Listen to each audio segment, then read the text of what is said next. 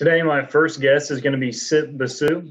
Cyp is a recent grad from Coffeyville Community College.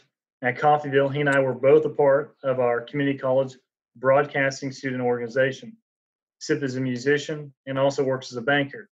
Cyp, tell me, what are your feelings on not having an in-person graduation at the community college this year? It's different, coming from high school and having that graduation, but I adjusted pretty quick. It was okay. It was okay. I can handle it. Some people can't, but I can. Which you made leaps and bounds whenever everything went to heck because you took a new position at your current employer, and do you want to tell us anything about that? How stuff's going? Yeah, man. I worked at Commercial Bank. I was a teller at the downtown by the fountain where the old Bank of America used to be. Worked with a great group of people, man. Wouldn't trade them for the world. They helped me tremendously. Definitely give them a lot of the credit to get me where I am today. Now I work in Parsons with individual there too. Same bank, same people. I'm just in a different location doing a little something different in the trust department. So if you guys need any help with your investments, come give us a call. So along with that, are you still doing anything with music? Yes, sir. The church that I go to, First Church of God in Christ Family Worship Center. We haven't had service in a while, so I haven't really got to play drums in a long time. So I'm probably gonna be kind of rusty when I get back on them. But I've listened to a lot of music.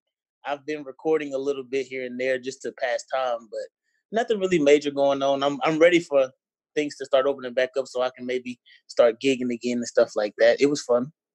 Yeah. So mainly, do you just play for the church, or what? Or do you do any other yes, type of events? Usually I play for the church. Every now and again, like I was playing with a lady, or it was a band. We were a band for a while. We played at the Washington Carver Days in Diamond, Missouri, I believe it is. I actually played on a television show with her, the Bobby Jones Gospel BET show, back in 2018, I believe it was. We were on TV, and that was the first time I'd ever been on TV. So shout out to Miss Arlisha Elkinville for that opportunity. She definitely put me on the map with that one. So that's a great opportunity. But other than that, I haven't really played for a lot of people. A lot of people know I play drums, but I just do it for fun, not for money. I just like to play drums. Right. Okay. So it's a passion. Yeah, it's just a passion, man. Did you have to finish out all online classes for Coffeyville? Yes, I did. It was a struggle. I'm not gonna lie to you. It was a struggle. Not for the work, but just when you go to class, it's a part of your routine. And now you wake up every day, and I had a job, so when they sent me home, that was one thing. I had time to actually focus on school, but I'm not sitting around looking at home all day. You know what I mean? I have a life. People have a life, but I made it through. So that's the main thing. But it was a big adjustment, just having to log in and make sure you stay on top of your work, because you don't go to the school. So if you don't check in, you may miss a lot of stuff. Yeah. Well, good deal. Your family runs a food truck behind Daylight Donuts. Yes, sir. Nanny Soul Food. Yes, sir. So Nanny. just gonna see if you wanted to give them a little shout out Hey, man, I give all the props to my little cousin and my uncle and my aunt and my grandma. They do a lot of the work, man, and I get, like I said, I tip my hat off to them. They put in a lot of work. A lot of people love it. A lot of people tell me they love it. So that's definitely a blessing to be able to help people and, give people something good. People like to eat, and good food is hard to come by nowadays with this quarantine going on. So yeah. I'm glad we can help people out and put a smile on their face. So shout out to Uncle Shorty, JJ, my Aunt Gina, and my grandmother. I love all y'all. Hey, they really are hustling, and I've only heard good things, so they must be doing something right. So. Oh yeah. We opened. I think it's Wednesday, Thursday, Friday, and then on Thursdays through Saturdays we open from 5 to 8. Wednesdays, Thursdays, Fridays they open from 11 to 2. So yeah, I think JJ he does really well on posting it on Facebook. So Nanny Soul Food Facebook page, y'all want to go check that out? Keep y'all updated. Definitely lock into that. So before we wrap it up here, do you have anything you want to add, or is there any other questions you want me to ask you? Hey man, I'm grateful for the opportunity, man. I'm glad you reached out to me, little old me in Coffeyville. So hey man, appreciate it, bro. Hey y'all, Tanner's gonna be on the TV one day. I just hope y'all know that, man. Hey, we can only hope. So before I do let you go, what's your next move looking like, and where should we be looking for Cyp here in the future? Man, the next move is the best move, man. I wish at this point, man, I'm just living. I don't know what I want to do. All this quarantine messed me up. I ain't gonna lie to you. I wasn't ready for none of this. But, with God, all things is possible, man. So whatever he got for me, I'm gonna take it and run with it. Definitely. Well, I appreciate you being here, man. It's been a good time and good to catch up with you. Yes, sir. Always good to see you, bro. Yep. And I hope when it's all over, we get to see each other in person. Oh, you know it. All right. Definitely, man. Yes, sir. We'll look to start that podcast. Let's do it. Podcast coming up. Y'all be ready. All right. Sounds good, man. I'll see you later. All righty, man. Bye-bye. So that was my good friend, Cyp Bassue. He's just been rolling through the quarantine just like the rest of us, working at Commercial Bank in Parsons. If you need any help on the investing side, give him a call. We'll be back in just a few short moments with my next guest, Josh Boland. Thank you.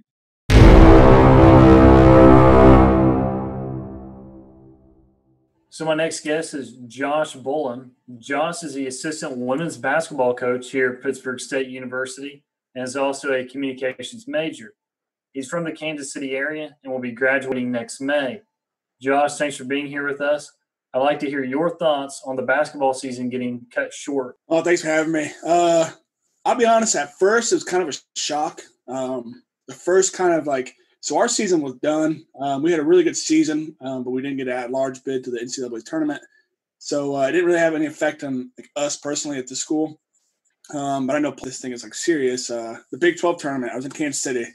Kansas State won their first game. I was planning on going the next day and being like, hey, I'm going to go to the game. I'm a huge Kansas State fan. And they're like, oh, no, sorry, we called off the Big 12 tournament. And I was like, holy crap. Wow, all right. So I hope the NCAA tournament didn't get canceled. So then, obviously, everybody knows it got canceled. And then at that point, NCAA contacted us and was like – or contacted everybody and said, hey, by the way, your dead period, which is recruiting and us being able to go out and recruit, it's been extended to May 31st. And then our athletics facility, our athletic director in the school itself says, hey, no students at campus, no workers. So then we had to do everything from home. I'm lucky I have my computer, I have my own setup. But so it was a huge adjustment for that, not being able to see people and talk. We've had to do Zoom meetings for athletic meetings. Recruiting-wise, so we can't actually go see people still because the dead period got extended to end of June. So now we do recruiting trips online.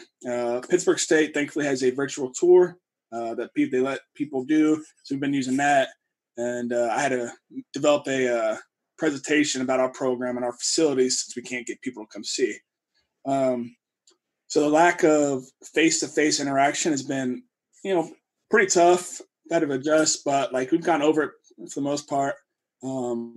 Thankfully, here in Pittsburgh area, I think we've only had 6 cases, and they've all been wrangled. But I do know my friends, fellow coaches out in other schools are being way more affected by all this than I am. So, moving on from that, we both had quite a few different classes from Dr. Pogue, and he's retiring. He's an interesting character. Just want to get your thoughts and feelings on we're not gonna see Dr. Pogue next year.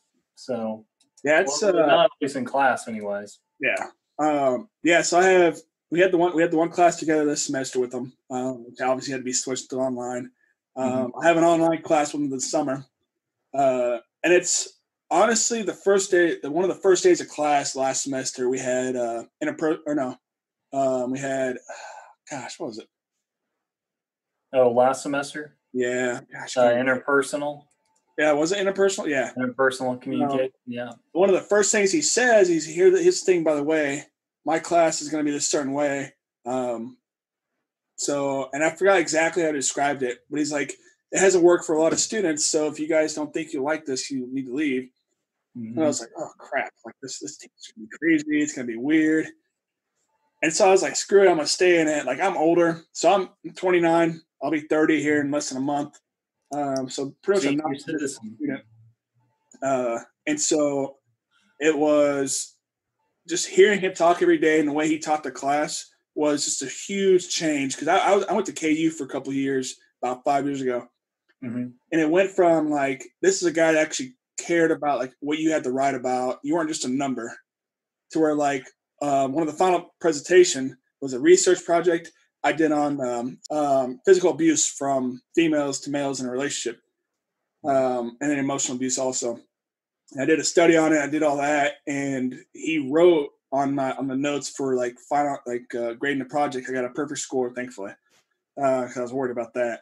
And he really long like written up thing, and he said he's like, what you wrote about is incredible, like, and he complimented me. He's like, you need to go speak on this if you ever get the opportunity to. And like that's the thing that really made me like, okay, like this guy's pretty awesome, like he actually cares about us, he cares about what we have to say. So every opportunity I had to take a class from that point forward with them, I did. And we have gender communication now, which I just finished up tonight on the ball of us. And he said stuff throughout my papers and my work I've done throughout this semester. I feel like that he's done more in a year, 2 semesters, affecting me like personally and like becoming like a good friend, someone you actually talk to, than I've had with a lot of other professors throughout my long tenure in college. And so I'm happy to go get on his boat and go fish and relax. But having him in class was really nice, and he's actually a good inspiration to have around every day. Yeah.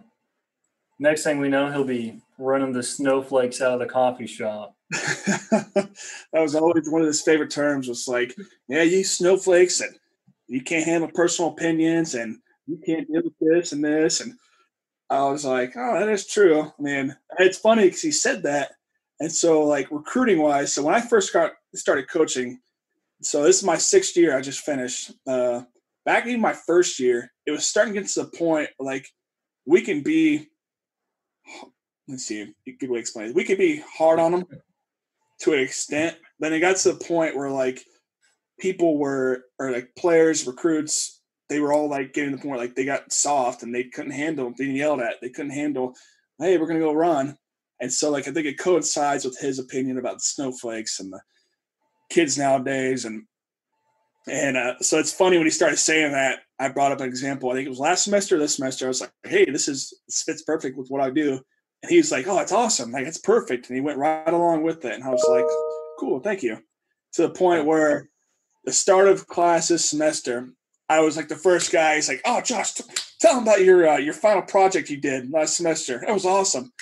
And he'd always point out little stuff about me. And we had another kid in class that we had to ask about certain topics. And this kid's topic, and it was kind of, I won't say what it was, but he always like pointed at him. Yeah, we're going to talk about this, and this is relevant to that. And, I feel like each one of these kids, like these students, like I wouldn't say kids, but they were affected by him on a positive note, to the point where I think if you stayed in the class, you did the work, like you genuinely like cared about this teacher, this professor, and he made a lasting impact on you, where 20 years down the road, when you're married with kids, you're like, yeah, when I was at Pitt State, I had this professor that did this. Like his name, he was awesome. Like I remember everything he did with that. So definitely, he definitely highlights the benefit of going to a smaller, university, having that, that personal interaction where he remembers what you wrote your paper about. He actually has time to read it. So that's always been nice. So you're a bit of a racing fan. Oh yeah. So what kind of racing do you like? So I grew up, my dad drag raced before I was born, then when I was probably up till I was 10 or 11 years old, maybe a little bit after that. So I always grew up around cars. I always grew up watching my dad wrench on them. I always helped him as much as I could for being a kid. And so that kind of like, and then when I was 10, 11 years old, around then is when Fast and the Furious came out. like the first one when it was really legit was about cars and not like, hey, let's see how over the top action we can get just to get people's attention. And then seeing that, and then going, like, when I first started driving, I was 12 years old. Mm-hmm. My dad had an 83 F-150, and it had a 4-speed manual gearbox, and it was a spring-loaded clutch, so you had to, like, really press hard. And I just remember that. I remember working on that, and then staying with drag racing, getting exposed to NASCAR, and then having all the cars I've had throughout my life and had to work on them. And just, being in that car culture, like, you can be two totally different people. But then if you say, hey, dude, like an example, I was talking to some guy about his Acura Legend. I used to have a 91 Acura Legend coupe. And this guy he looked quite a bit different than me being more of a sports person. And you tell he wasn't. But I started talking to him. I was like, yeah, did you do this and this and this and this? And all of a sudden he kind of looked at me like, oh my God, this guy knows what he's talking about. And we connected on it. And I think that was another part of it, is like connecting with people, not on the normal stuff like sports.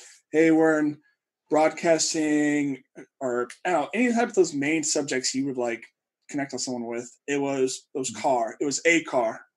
And I've done that with numerous people throughout time and been part of forums online, and, just did when I was in high school, I can actually admit this, Kansas City has a huge street racing culture. At least did back then, and that was, 14 years ago.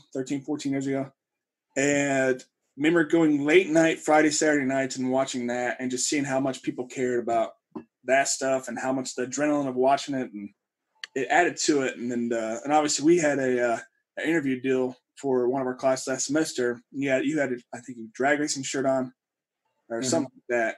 That's one of the things, like, we connected on that. And that was one of the things I think made us be closer as friends, is like, hey, car culture and all this. So, it was fun. It's something, obviously, I haven't been able to, that car culture and like all that, not having the most money in the past few years, I've had to step away and focus on other things. But like having that, like, is something to look forward to when I do work my way up into being more successful. Yeah. What are you looking to get when that point in time comes? So my dream muscle car, my uncle had one. Yeah, he had one growing up. It's a 72 Chevy Nova. And I just remember that body style was perfect. It was smaller. And I remember, like, and I know how easy it is to get parts for it.